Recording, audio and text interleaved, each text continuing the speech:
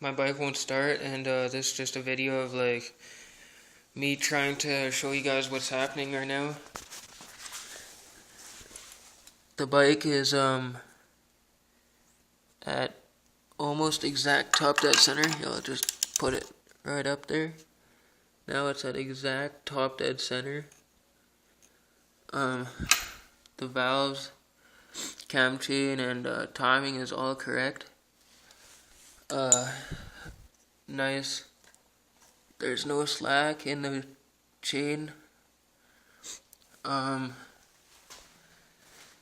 When I kickstart it or hand kickstart it with my hand, it goes about a 3/4 turn, and then the Kickstarter stops, and I hear this big clunk sound, and I'll show you just right now.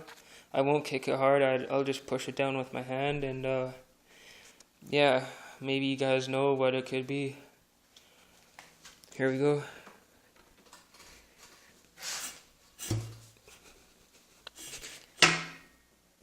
Hear that? That didn't sound good at all, so yeah, that's hopefully you guys can help me out with this. Thanks.